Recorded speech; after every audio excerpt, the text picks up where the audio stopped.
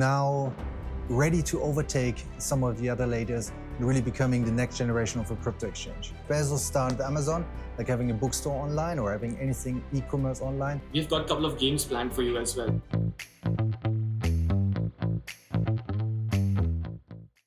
Welcome viewers to the first episode of Insight with LCX. And who better to start it off with other than the captain of our ship, Monty Metzger, the CEO of LCX. Welcome, Monty. So finally, you've made it to the Indian office, and it's been a long time. You in fact visit a lot of times over here. How does it feel now? It's always good to work with the team, close on hands. I mean, we work on a daily basis, but it's always different to see each other in person. That's the time where we do the intense workshops, strategy workshops, always working from every department, from dev to customer success, until like the nitty-gritty details of the platform, right? Right. So again, we are very thankful that you will be opening the whole series of Insight with LCX. And since you are here for just 2-3 days, you have no idea what questions I've prepared and what is going to happen in this interview, right? So that's actually great. We'll just get the natural aspect of the whole thing, right? So we'll start off now. I have a few questions prepared for you. It will be all about LCX, about you, about the whole system, about crypto, and we've got a couple of games planned for you as well. So we'll get into that as well quickly.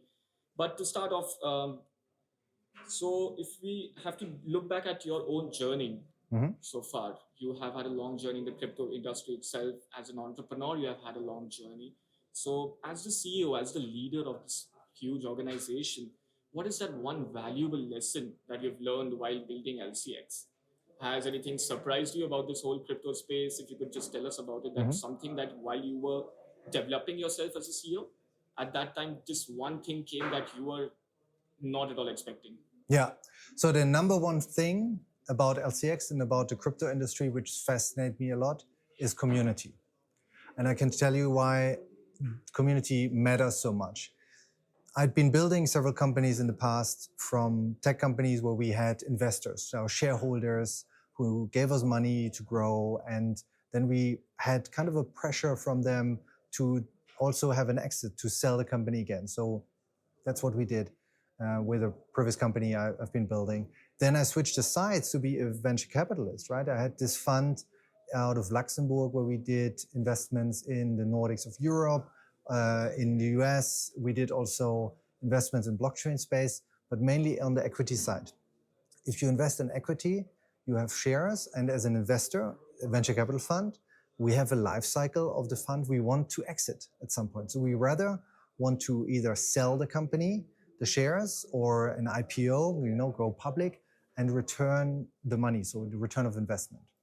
And we did that with an investment in a newsletter tool, which later got acquired by Twitter back then. And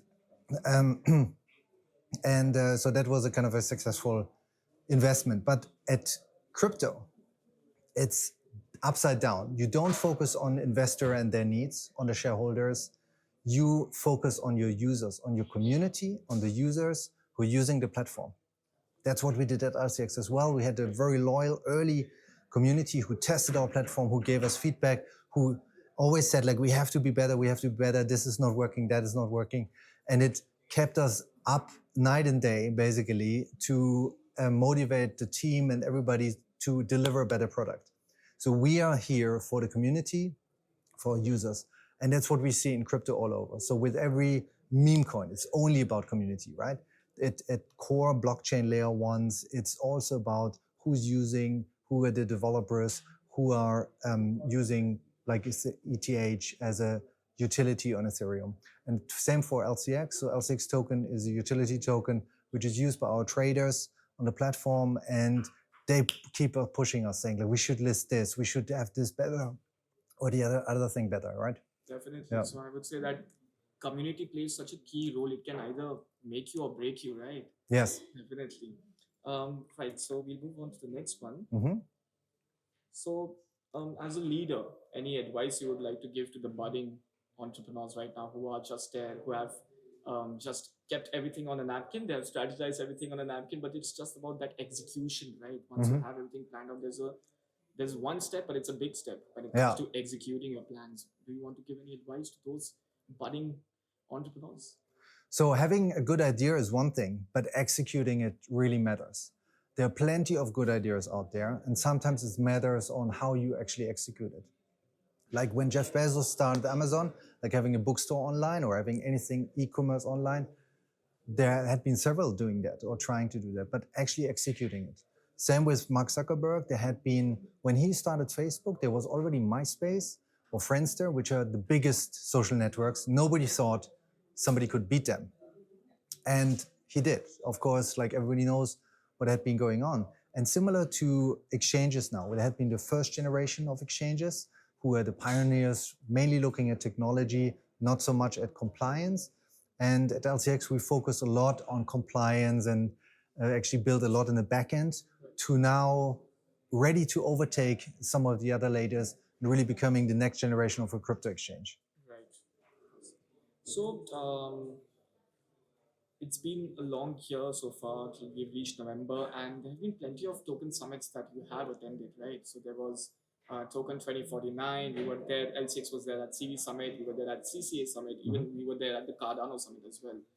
What have been the experience so far attending all these summits? What does it mean for LCX as well? Yeah. Number one, crypto is global. It's cross-borders, super international. So all the events you mentioned are very international. We've been to Singapore, Dubai, we've been to events in Europe. But there's one little area called the Crypto Valley in Europe, which really stands out.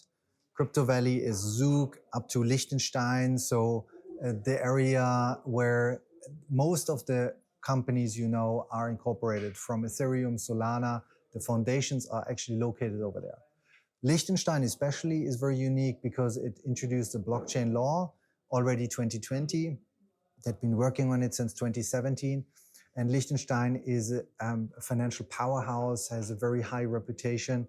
It's trusted. You know, the Liechtenstein family had been protecting it since 300 years or more. And it's now a unique place because it's hybrid between accessing Switzerland market and the European economic area. So with LCX, having the L in the name, we're proud to be there. And a lot of our users are proud to also have an account in Liechtenstein and open an account at LCX. So while we're speaking about all these summits and everything, what role do you think, what role do these summits basically play in establishing any crypto exchange that are there across the whole diaspora of crypto exchanges? Are they more about networking? Are they more about partnerships? Is it more just about establishing a brand? What do you think the main purpose of these summits turns out to be? So for us, the main purpose of this summit is really meeting with our key partners and players. It's mainly B2B focused, which means there are market makers, new projects looking for a way to raise funds. So our token sale platform is important. Somebody who's looking for legal solutions also, because we can register the token sale, get a classification that it's not a security, and things like that. So it's more like tapping into what's going on in the market while establishing this important business development relationships and driving liquidity on the platform. So we all saw, of course, everyone at LCX saw your speech at the Cardano Summit where you spoke about the crypto super cycle that's supposed to be coming up. You spoke a lot about other things as well. So was there any particular speech by any panelist that just happened to move your idea, who just happened to be just catching your eye over there? Mm-hmm. Absolutely. I mean, my speech was right before Don Tapscott's speech. And Don Tapscott is a longtime friend and advisor at LCX. And he was speaking about this decentralized crypto ecosystem and how kind of swarm intelligence could lead to better results. And this is what DAOs are made of, decentralized autonomous organizations, this vision of a decentralized economy or token economy. And he showed this picture of bird swarms like flying around, and they naturally find their way. There's no true leader in it, but they in harmony then find a way. And this is fascinating, this symbolism of kind of this crowd intelligence. If there's a voting on a DAO on any projects, or if there's like a strong community leading in any way. And I think that's where Don Tapscott really hit a nail on the head and described how important it is and what's the power about the community. That's great. That's great. There are plenty of big things coming up for LCX as well in the coming up few months. What I am talking about is basically my car registration. Yes, of course, we are going to be stepping into that zone altogether as well. Would you like to just elaborate a little bit more about that? You mentioned the super cycle, and Yes. I've been talking about the crypto super cycle. And I think what LCX vision is a lot based on this theory and what we now experience as the new crypto super cycle. So we've seen that Bitcoin going up, right? Like now we hit 90,000, we'll probably go to 100,000. There is a question about that as well. We see momentum, but when we talk about the crypto super cycle, it's much more beyond. So we're hitting a market cap on Bitcoin and all altcoins and everything of $3 trillion. If we look at other assets, which are like in financial markets, whether it's derivatives, that's $500 trillion future markets. Let's say the whole stock market is like $70 to $80 trillion. Real estate, also massive, massive market. And all these things rely on outdated technology, which means these had been developed, like how to settle a stock is like probably technology from the 90s. I don't know, some SAP, Oracle things. It's totally outdated. And all this will be tokenized. Everything will be put on the blockchain and using blockchain as a global settlement layer. And it will revolutionize the whole financial markets as we know it. And it comes as natural as the introduction of HTTP protocol back then, or introduction of email. So of course you can send a letter, but email is much better. And now with settlement, if you want to settle in a bank, like a US dollar transaction from Liechtenstein to New York, it's probably 3 or 4 banks involved. And it takes several days, and there are many questions being asked and also duplicated. So it's okay if you have like compliance in the running in backend, but it should not stop the process to be so long. So in a way, when we talk about the super cycle, I'm basically thinking about this enabling of tokenization of every asset possible, maybe new ones which are not liquid yet, current financial assets already, and really bringing that on the blockchain. And here we're talking about 10 times, 100 times bigger market opportunity as we currently have in the crypto market. And it's still early. Now we have a few 100 million users at the moment. And for sure in the next year, 2 years, 3 years, we hit 1 billion. And then maybe even more. So great times to come. Yes, of course. Touch with that. Hopefully that will happen for us. Right. So we have a few questions, right? Oh yes, we were talking about the Bitcoin. It's hit 90,000 right now. What is your prediction? Where is it gonna go from here on? Or do you see there is going to be a phase where it's gonna drop? Or what do you think? What's your prediction for the coming up few days or month as well? You know, Bitcoin is the digital gold. So everybody wants to have a little piece. There's also a lot of startups working on more usability of Bitcoin or storing it or using it. Of course, especially with Lightning Network and all these like Bitcoin layer 2s, which are now experimenting NFTs on Bitcoin and things like that. So there's a lot of innovation happening. But ultimately, if we think about the overall crypto community, there's now a few 100 million users, let's say 500 million latest data. But for sure, we will hit 1 billion soon, and then probably more. What it means is that these people want to also get a little bit of the digital gold. And then just like if you do simple math, there are only 21 million Bitcoin, which will be in existence in the long term. So it's a rare asset like gold, so probably price will go up even more. Definitely a great news, I guess, for all the people who are holding it right now. Do you think that the US elections right now, electing Donald Trump as the president and the whole US Bitcoin reserve that they're supposed to be building up, is it going to be impacting LCX or other crypto exchanges as well in any way? So Trump being elected is a milestone in terms of crypto because US is a strong technology market. in the last 10 years, I would say, they completely failed in terms of crypto adoption and enabling crypto entrepreneurship over there. So they failed setting up a legal framework to enable this. And this was the opportunity now, like in a good way, for Europe and for Crypto Valley to really thrive. So that's why thousands of blockchain companies are now based in Crypto Valley.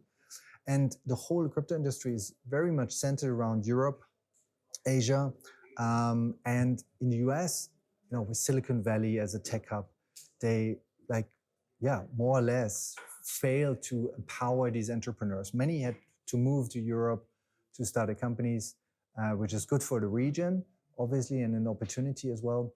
But now and then also like one very important thing, what we've seen is in Europe, the governments had been embracing it or thinking about how we can structure legal frameworks. Liechtenstein had been at the forefront, really a role model on many things. And then based on the framework in Liechtenstein, they've got a lot of inspiration for MiCA, the Markets and Crypto Assets Regulation, which is pan-European. So they said, okay, we don't accept everything which is going on over there. We need to have legal frameworks. We don't want fraud or scams or something. Like we want to kind of protect the players there, and that's okay. In another way, they also say what is allowed. Like you can do governance token, utility tokens. You can do art like asset reference tokens. There are rules for exchanges, and this creates a level playing field where you can make good business. That's what LCX is leveraging also, while playing with the rules. And on the other hand, if you look at the US, they kind of did regulation by enforcement. So they sued a lot of companies, and even the big ones who really try too hard to get all the licenses. Coinbase, Kraken has a full banking license in Wyoming. Still, they had got a SUPRMA from the SEC or got sued. And that's, I think, the wrong way of like regulating an industry, which is so innovative. And with Trump's promises, there's a lot of hope that this will change. Like replacing Gary Gensler at the SEC, introducing some governance who is like more pro-crypto. I think there are more than 250 senators now who are like supporting crypto. I don't know if everybody fully understands what's going on, but at least they want to work with that. And that's a huge opportunity. And for us at LCX, as well as many other players, there had been few restrictions on countries. It was like North Korea is blocked and US. So kind of, US, we couldn't really enter as a market. And now with the new regulatory setup, I was hoping that maybe we can then also like double down on US and maybe even go there as well. And that I'd love to do that because I've been doing business in the US with many tech companies I've built before. Of course. A big major segment or big major market that can be captured, since US will be opening up right now for the whole crypto exchanges. So yes, I think it's time now. We can start with a couple of games that are planned for you, right? So these are basically just going to be around crypto itself. The first game that we go with it's called the Guess the Coin Challenge. All right. So I'll be giving you a couple of hints or 3 hints about certain tokens, and you just have to tell us that if you know what's the name of that token. Okay. So Dogecoin. Wow. Okay. There was that one. I had kept Dogecoin right now. Okay, but no, sorry. I'm not gonna ask you that. We've not prepared this, so totally. Yes, spontaneous. You are not. You do not know what is up there. Okay. So I'll start off now. The first one is this coin. I'll give you a couple of 3 hints. All right. So this coin is inspired by a popular internet frog meme. It is considered part of the meme coin category, and it launched in 2023 and saw a rapid rise in popularity. Yeah. What's the coin? Is it Pepe? Correct. That's okay. That's the meme coin. First one. Yeah. Right. So as we're in this meme coin super cycle at the moment, very interesting as well that community is focusing on a community only. There is no product, right? Very strong community. Strong circulation, and but what's interesting is that like we've listed Floki, for example, and they're now using some of the funds they generated or with the community that they are actually now building a lot of things like blockchain games with Floki and this like big project they launched, and that's very interesting and how much power they have. now. And Dogecoin, there are like rumors that the foundation is also based in Liechtenstein from the founder. Right. Yeah, so also leveraging the European ecosystem. Right. And guys, Pepecoin is now, of course, it's there listed on LCX. Right. A very not so subtle way of promoting, but it's fine, I guess. Next one. So this coin was initially developed by the creators of the popular messaging app Telegram. It's known for aiming to provide fast and cheap transactions. Its blockchain is designed to be scalable, handling large transactions volume efficiently, and it's sometimes referred to as the Telegram coin, despite no formal connection to Telegram. Yeah, that's Ton and Ton Chain. That's correct. And that's also some anecdotes on it. It's fascinating. I met Pavel Durov at the early days when he started Telegram. He just dropped out of, he moved out of Russia. He had been building VK, which is the Facebook of Russia, and it became the largest social network. But he didn't like this governmental influence and things like that. So he was not online with this. He had more like open mind, free thinking, free speech kind of thing. So he moved to Berlin, and then started something new. And this was Telegram, and said, okay, I'll get all my shares out. And Telegram started as like a niche chat app. WhatsApp was already big. Facebook Messenger also was pretty big. But they really took over so fast, and especially with the growth of the crypto community who's using it with the channels and the chats, and really fascinating. I think now they crossed 1 billion users also, and the growth path is amazing. Now leveraging that with Toncoin and Tonchain and everything is incredible. There's a lot of good apps, like also games, Hamster and so on, being over there. And last but not least, the story also I find very interesting is they did a very large token sale, $4 billion or something like that, for Toncoin. And then they also had problems with US, and they said, okay, we don't need the money actually. We just return everything. So they returned the funds and kind of started fresh with everything. And then 2 years later or something, they launched a token. So long history, very smart development team, very slick in terms of efficient team. I think they're like less than 50 people or something like that. It's incredible what he built. Okay. So next one. Yeah. This token is a project in collaboration with LCX. It focuses on community-driven projects and enhancing the crypto system. It's named to signify courage and innovation. Yeah, you need to give me a more tip. So it's named to signify courage, courage and innovation. This token is there on LCX. It focuses on community-driven projects. It's an ERC20 token on the Ethereum blockchain. Okay. It's positioned as a unique utility token with benefits on the LCX platform. Right. I don't know, could be several. I need to guess. So this one is bold. Bold, okay. It signifies courage and innovation, right? It's bold yes, and courage. That's right. Being strong and mind. There I don't have a backstory on bold. Maybe you could tell more. But yeah, this is one of the newer tokens which we now did part of the listing festival, right? Yeah. So ultimately what we are trying to do is offer more tokens which the community wants. And bold was also something demanded. We see a big demand, and that's what LCX ultimately is there, marketplace, exchange. So we basically list what the users want. And obviously also looking for some new upcoming crypto gems. And guys, we have an AMA session with the CEO of Bold Token as well. It's there on our social media platform. Do go and check it out. So we move the game now. It's the second game. It's called Two Truths and One Lie. Two Truths and One Lie. I'll give you 3 sentences, 3 statements. You have to tell me which one is the lie in that. Okay. So I'll start with the first one. Bitcoin was the first cryptocurrency ever created.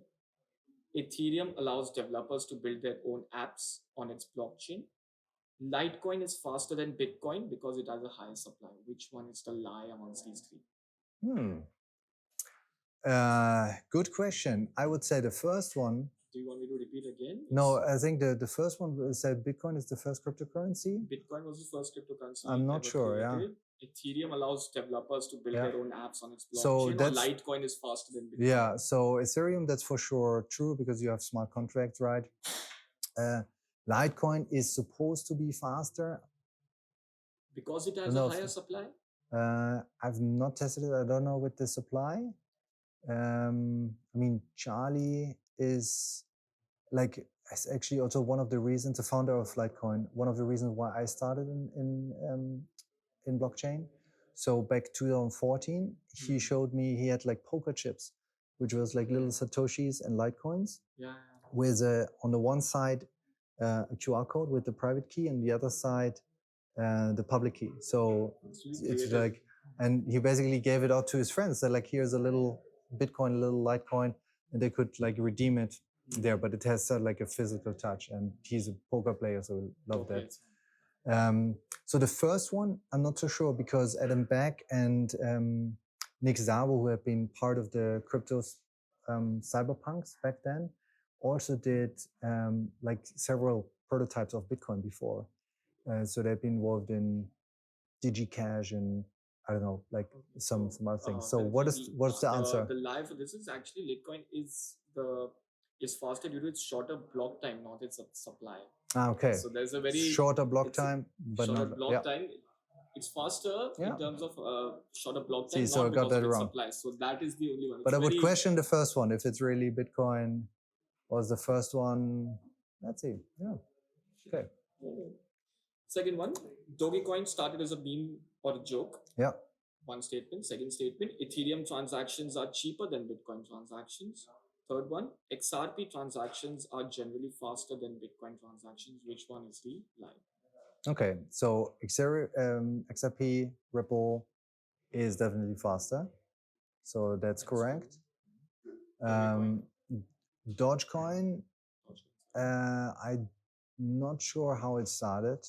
I mean, everybody knows it's kind of a joke. And what was the second? Ethereum transactions are cheaper than Bitcoin transactions. Ethereum transaction, it depends, right? Like if there's a congestion, we've paid much more on Ethereum. So I assume this one is wrong.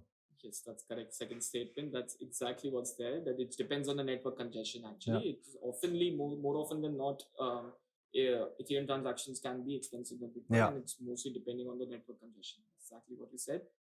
Next one, we have this one. All right.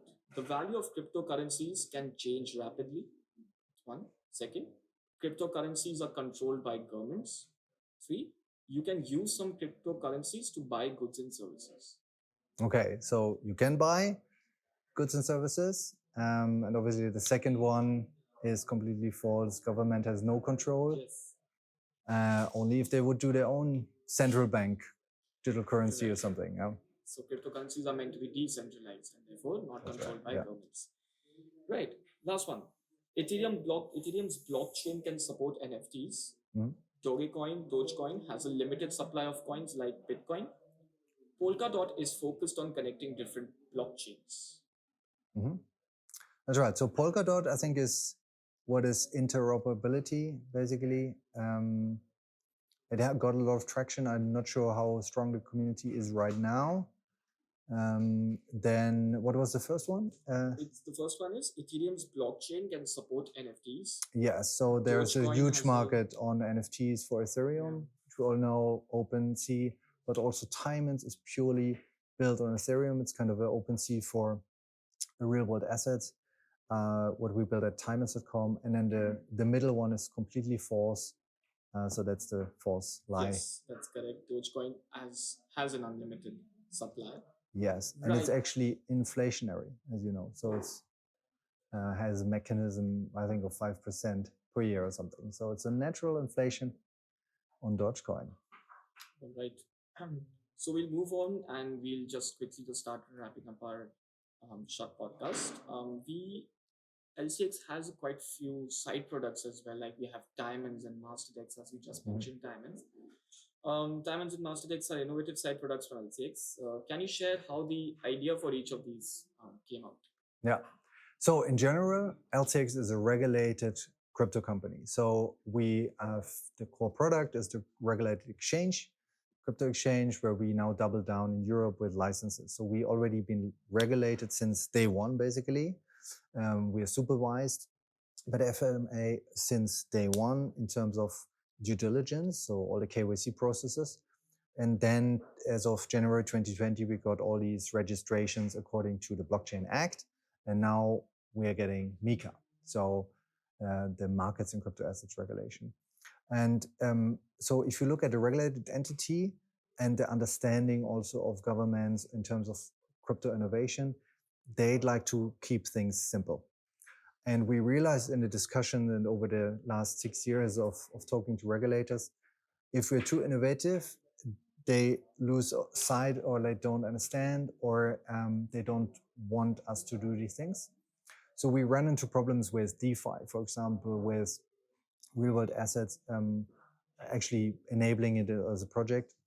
And that's why we thought the areas are still like super interesting. We want to do something like that. And we also invested some R&D into this space. But ultimately, we decided to create a multi-brand strategy and do spin-outs. So the first spin-out we did is we need the project to show how we can do tokenization of real-world assets. That's diamonds. So we use diamonds to tokenize as a showcase, and now it became a standalone company. It's now the largest tokenized marketplace for diamonds in the world. More than 14,000 diamonds on the platform. Second, a development we did, DeFi. So everything decentralized, I think, is super powerful. Like with Uniswap and probably like a lot of other application DEX aggregators and also analytics on the blockchain, super important. But there was no platform really uniting these things. And now with the AI, introduction of AI, there are like many smart features where you can enhance your portfolio or get smart recommendations. And so we've seen, if you're a Spotify user, you always get like, if you like this song, there's also this one, which might be interesting. So there's an algorithm tracking what you like. The same we implemented now in our DeFi product. So there's a My AI tool. There's a way that we get the analytics, your portfolio analysis, discovery features, as well as the trading functionality all together. And that's very unique. New product which we are launched, and now the token is coming. It's called MasterDex. Besides these products, are there any side products or projects as well? Are we thinking of something further ahead in terms of introducing? Not at the moment. So I mean, the key priority is really focusing on the growth of LCX. Right. This is what I told you at the beginning. It's all about the community. That's what we work for, the community, and they want to see LCX grow. So we are now the fastest growing exchange in Europe, and we're doubling down on this growth path as becoming the #1 exchange in Europe, being a regulated exchange. And now with the changes upcoming in the next 1 or 2 years, where we see that a lot of players will not be allowed to operate anymore in Europe, it's a chance for us to, like, when the market reshuffles, really to get a lot of growth. And that's what we see. People are proud to have an account in Liechtenstein at LCX. They want to have a secure regulated player as well. They use our Euro fiat rails with instant SEPA, which is basically deposit within minutes, in and out. So this is like all the main reasons why we do see a lot of growth at the moment. All right. So that brings us to the end of this first episode of Inside with LCX. Just one last thing, if you could just tell our viewers right now, if you would like to give one message about the whole interview that you did right now. What do you think? Like, what are your thoughts about this whole series that we are starting? Yes, I think it's super important. So for all of you, like, keep watching at LCX.